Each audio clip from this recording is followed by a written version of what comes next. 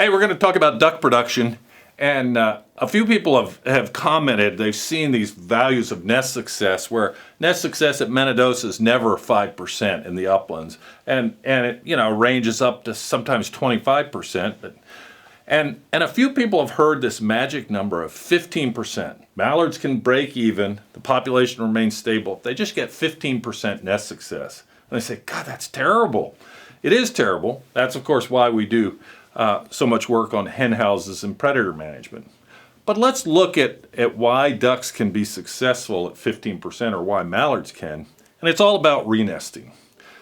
A lot of ducks come to the prairies, they nest, and when they lose a clutch to predators, and that happens to most eggs, then they lay a replacement nest. We call those renests. So that's what renesting is. So let's take a look at renesting.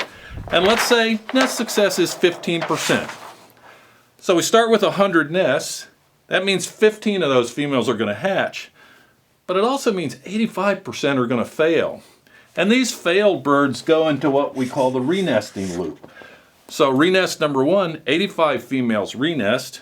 Well, they hatch another 12.8 nests. And of the females that don't hatch, 72 of them, well, they renest again, 10.8 hatch nests.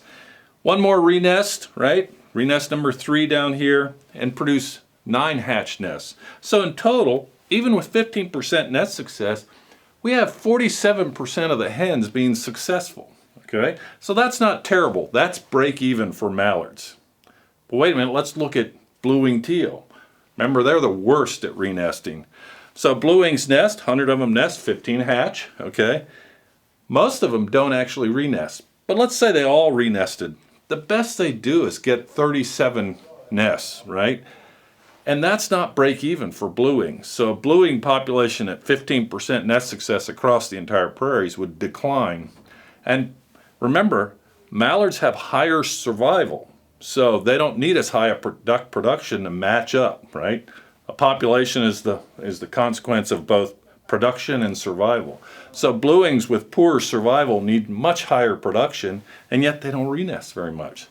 So for blue-wings to have break-even success, they probably have to be at around 25% nest success. We're not entirely sure. We haven't done enough detailed studies on blue-wings, but renesting accounts for a lot of the success of mallards, the most abundant duck in North America, partly because they're the king of renesting. So renesting is vital for good duck production.